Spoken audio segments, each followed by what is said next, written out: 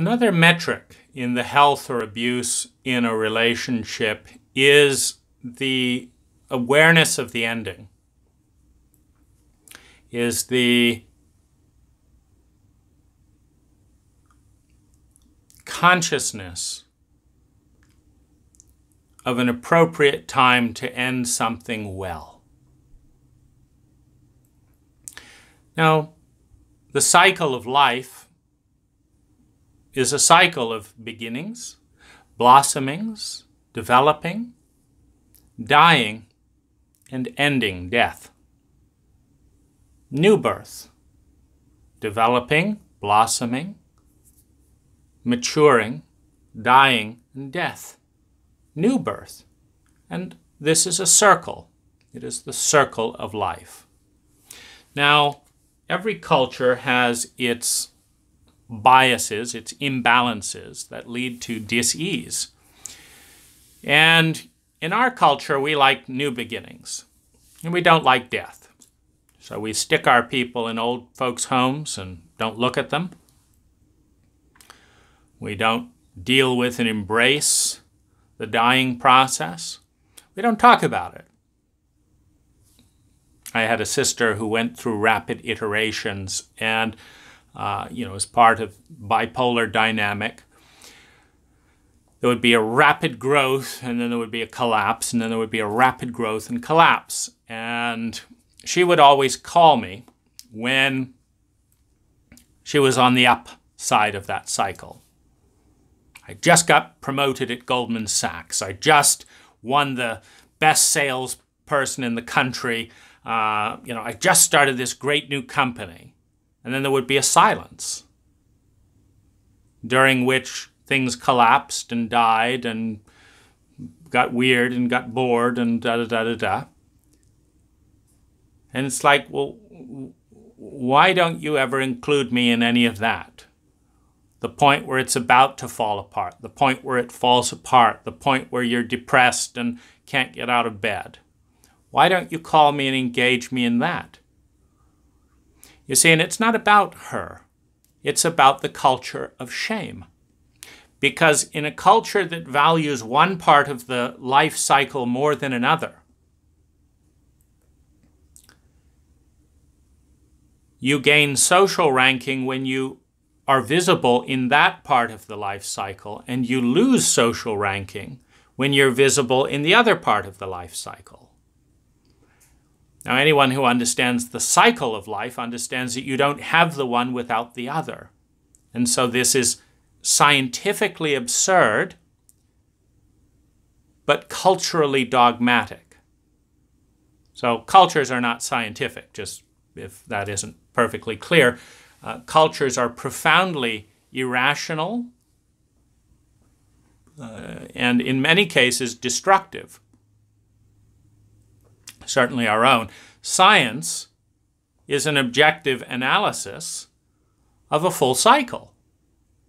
And so a scientist would not have any scientific basis for saying that birth is better than death, or death is better than birth, or that blossoming is better than rooting. A gardener who loves the flower tends the root. Now, someone who's ignorant looks at the soil around those roots and says, oh, that's disgusting. I don't want to touch that. The flower, oh, that's beautiful. Now, the ignorant gardener cuts off the root and waters and fusses with the flower. Oh, you pretty little thing, Oh, you're so beautiful. Oh, the smell is so wonderful. Get that root away. It's dirty and da-da-da. The ignorant gardener cuts the root and worships the flower. The intelligent gardener worships the root, feeds the root, tends the root, and the flower comes by itself. They're part of the same cycle. The intelligent culture tends the culture, and the individuals born out of that culture are naturally healthy. The ignorant gardener puts innocent, healthy babies into a toxic culture and then harasses them for the rest of their life to make something of their lives and ignores the recipe in the culture. The culture that creates great, phenomenal individuals is the soil that leads to the blossoming of a flower. Now, in the context of relationships, no one wants to deal with the dying and the ending. But many relationships need to die. Many relationships are unhealthy alliances that are holding both people back. Now, how do you tell when a relationship should die? Well, there's a couple of different lenses, and none of them are perfect. They are useful. They're true enough, true in some situation. Well, one way is the capitalist. If we look through the capitalist lens, we look at corporate raiders and we look at capitalist culture in general. One of the ways, corporate raiders make money is they see a company that is selling for $50 a share, and there's 1 million shares. So the company is selling for $50 million. But they go to the real estate holdings of the company and they look at the bank accounts and they see the company has $20 million in cash and they own $100 million worth of land. And so they say, that's interesting. The public is valuing this company at $50 million, but that's a low price. So here's what I'm going to do. I'm going to buy the company for $50 million. In fact, to make sure everyone sells, I'll buy it for $70 million. So everyone's going to be happy. They get an instant, $20 premium per share. Everyone cool with that? You all want to make money, right? So I'm going to go buy the company for $50 million. Well, I'm going to buy it for $70 million. It's currently valued at $50. I'm going to buy it for $70.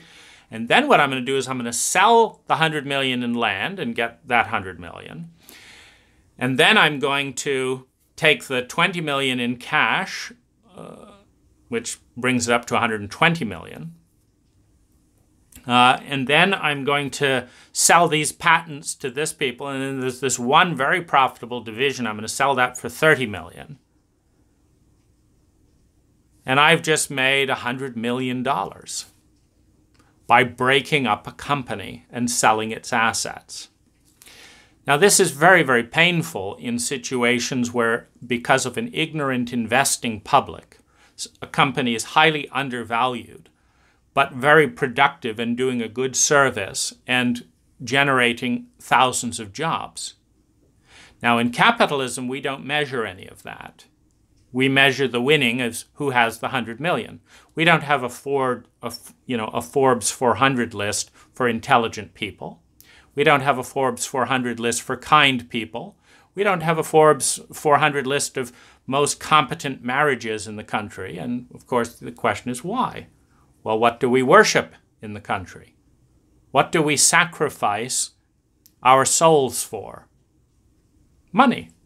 So we have a Forbes 400 list. We don't of Forbes of the richest people. Well, who doesn't want to be noticed in psychology? Everyone does. It's the fundamental need. You've got to matter before you can grow and learn regulation skills. It's the first job of every child is to figure out how to matter enough to their parents that they can learn how to attune and regulate with the environment and culture around them. Well, how you matter in America is you get on the Fortune 500 list of a company, you get on the Fortune or the Forbes 400 list as an individual, you get on the Inc. fastest growing company, Fast Company. You get onto these lists that relate to the cultural deities.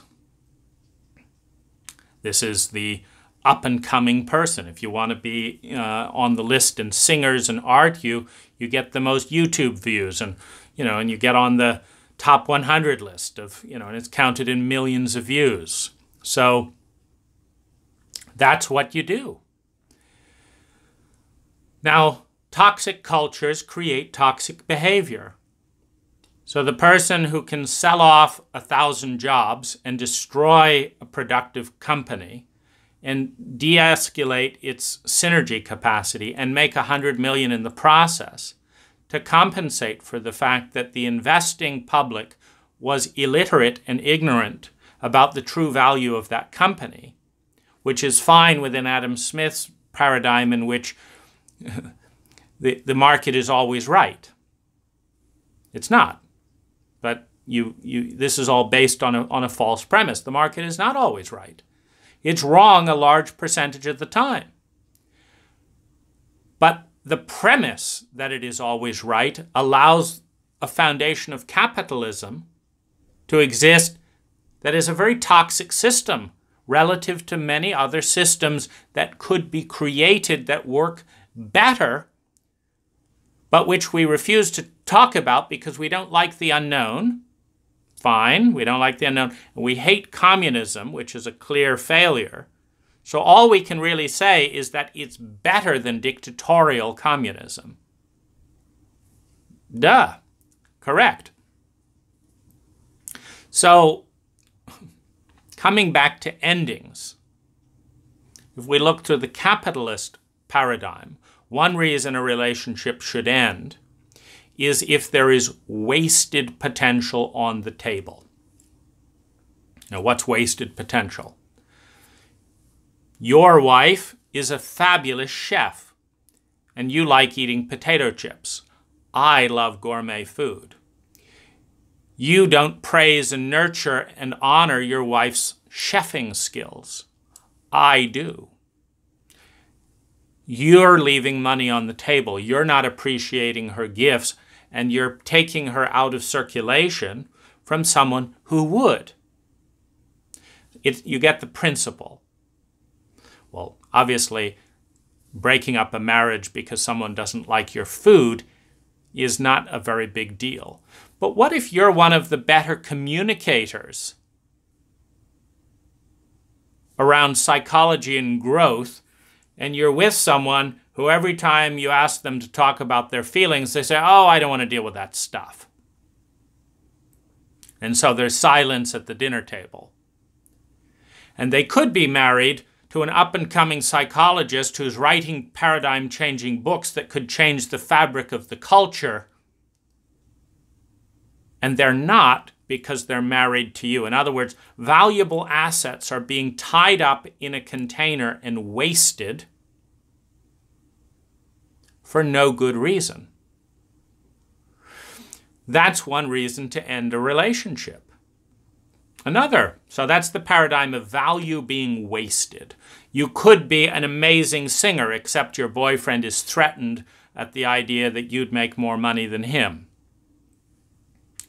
So you languish and get depressed because your creativity is suppressed. So you're not only not being a terrific singer, you're actually adding to the mental health crisis.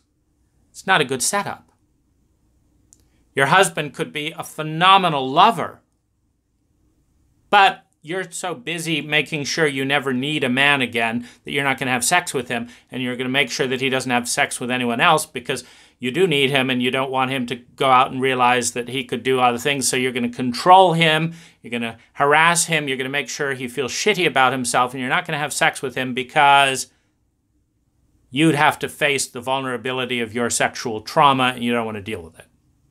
So you're taking him offline, but you're not utilizing the resource you're generating. You're imprisoning it. This is dragon energy. The hoarding of gold, Smaug in the Lord of the Rings. I'm going to sleep here, unconscious, for 100 fucking years, but there's no way in hell anyone's getting 1 penny of this gold. Right? So that's kind of the hoarding dynamic, and this is the destructive side of containers. And that's the destructive side of closed systems. See, here's my beautiful, attractive wife. Nope, nope, don't talk to her. Don't look at her. Nope, no, no, no, no, no. Okay, I've got her safely in the car. I'm going to drive her home and ignore her. I have her. Nobody else does. I'm important because I have her. But nobody else is going to touch her. I will kill the man who shows attention to, is just hoarding. There's no utilization and realization of that potential. So this is another reason, this is a good reason to end. Who I am, who I want to be, my greatest gifts are not appreciated, are not utilized, are not honored, are not developed in this relationship. And I'm willing to take responsibility for developing myself with somebody else or alone to a higher degree than this relationship is stopping me from doing. I'm willing to take that responsibility. Of course, if you're not willing to take that responsibility, the odds of you doing that alone are not that good, by the way. Generally, there's more growth within a relationship than within a single. Not always. It depends. And very rapid growth can be achieved coming in and out of container. Like if you have a partner and you develop as much as you can with that partner, then you go into singlehood and you develop as much as you can singlehood, and you go into a new relationship and you develop something else. This is something I discovered with polyamorous relationships in the year that I explored them is, this woman loved my cooking, so I was a fabulous cook with her. This woman liked my tantric sexuality, so we went to altered states together within our sexual container. This woman liked playing tennis and going outdoors, so I developed my muscles, all at the same time. But, in an imbalanced relationship, the other two women didn't care shit about my cooking. Hurt my feelings. Then there was another woman who made beautiful gifts, and so I wrote poems for her, and she loved the poems. So she evoked the poet. And so there's a growth. There's a way to, so one of the values, of course, is to realize one's potential, to bring one's greatest gifts into the world, to develop one's strength and share it, to move through Maslow's hierarchy of needs up through self-esteem into developing one's talents, transcending oneself, and bringing a gift back to the community. So, relationship is not doing that. It's a good contender for ending. I believe strongly in the ongoing conversation about ending, because that's one of the positive aspects of the free market, in capitalism.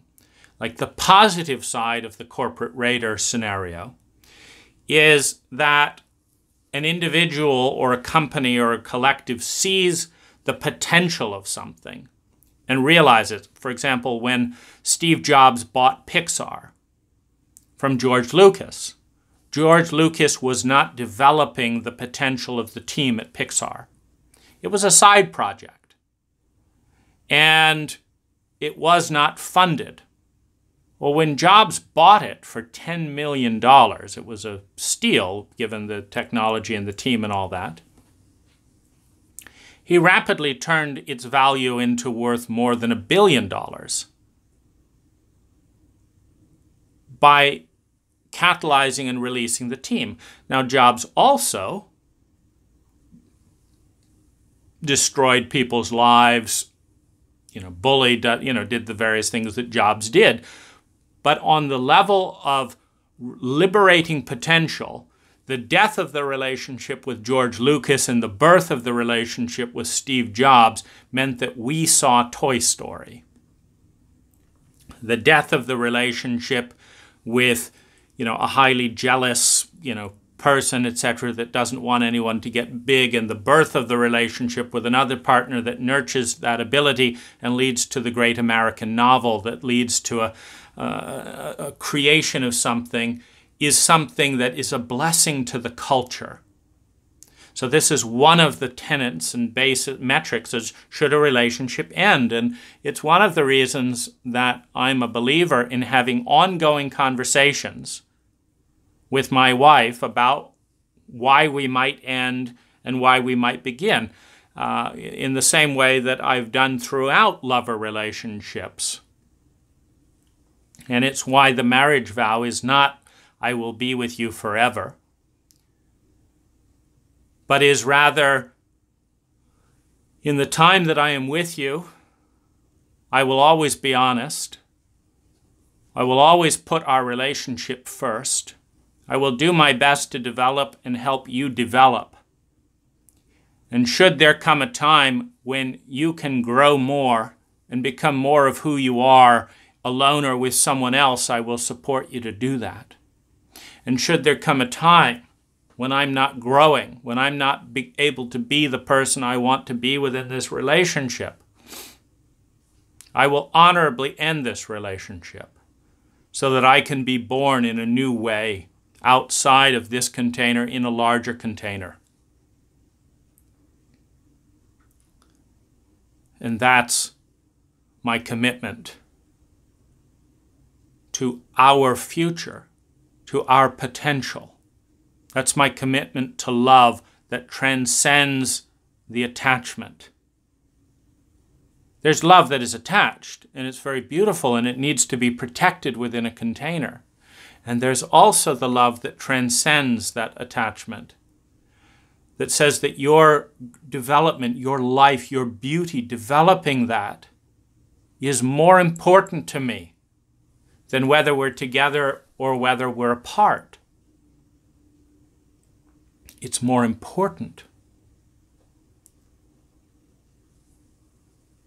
And so I sacrifice my lust, I sacrifice my attachment, I sacrifice my need to support you in your growth.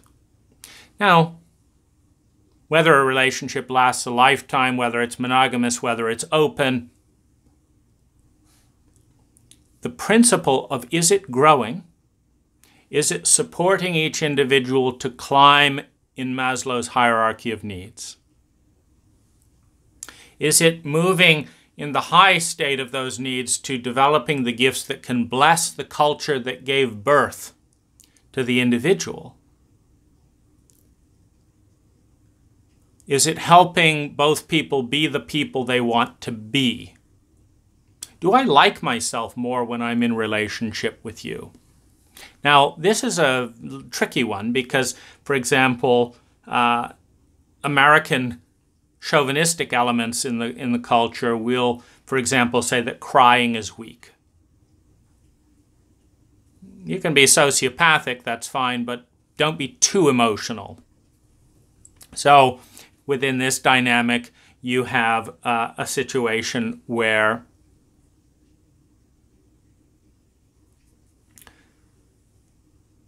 people don't want to cry. Now, this creates a bottleneck of toxicity within the liver, within the emotional wheel of the self, because crying and grieving is part of being human. And the truth is that many of us have not cried enough about the grief and horror of aspects of our culture that are killing us, that are killing innocence. But who wants to be weak? Who wants to be shamed? Who wants to be low-ranking? And so you have a phenomena where to be strong and not to be low-ranking, you suppress tears. Well, then you are with someone who accepts and loves your tears, and you cry, and you say, oh my gosh, I don't want to cry. And so the only thing you can do is you can get away from that relationship. So it's important to have this distinction of understanding what health is and what life is. That you should be able to go through the full cycle of all feelings, the full cycle of human states, and honor the message within each one, the chance to be human within each one, and still come back to a sense that, the person who brings out the best in me is the person who brings out all of me. That helps me grapple with my hatred around these specific things in these specific situations. The person that helps me open up my gratitude for the joy and opportunity that is out there. The person that is with me in my silliness and can delight in my presence. The person that can go in deep into serious topics and track, that this is my best self, the part that has range, that can move outside of the crystalline trap, the fragile architecture of the acculturated brain. You help me be born out there. This is who you are.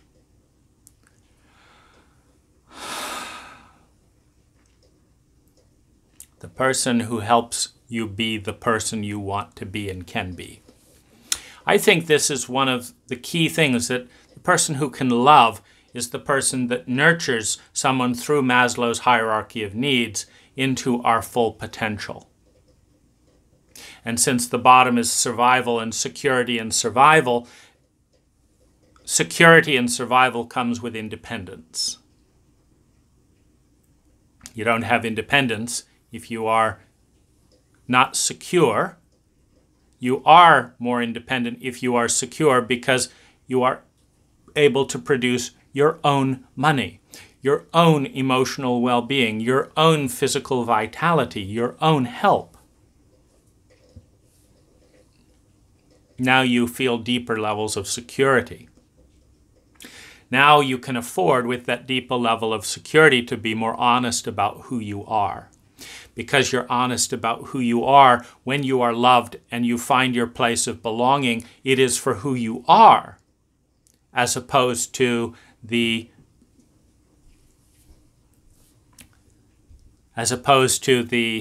dynamic of who you had to be, the prostitute, the pleaser. That said, I said I was feeling good, not because I'm feeling good, but because I knew you don't like hearing about my sadness.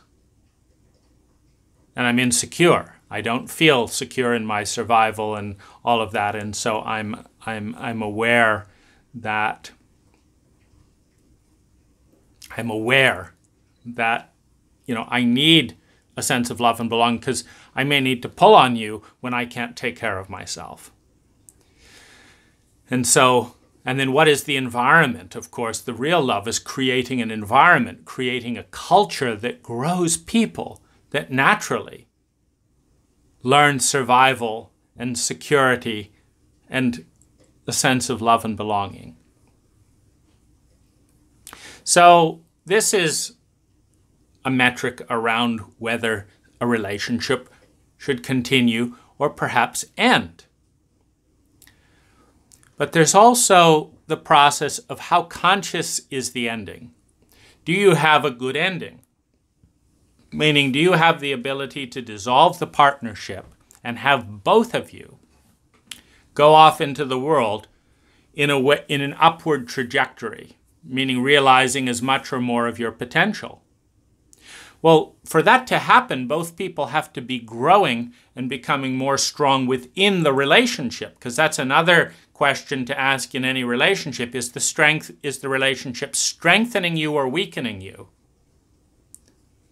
Now, this is particularly important for the archetypal stereotype of the gold digger, the woman or the man who will marry a spouse for money, or who will marry a spouse with money and then use that money as a protective basis, not to develop awareness of investing, not to develop skills that bring value to the culture, such that after 20 years of lazing around, the relationship ends and you're unhireable because you're entitled, don't know how have stamina, don't have self-discipline, and haven't learned any useful skills, And so the relationship has actually enabled atrophy, has enabled weakness.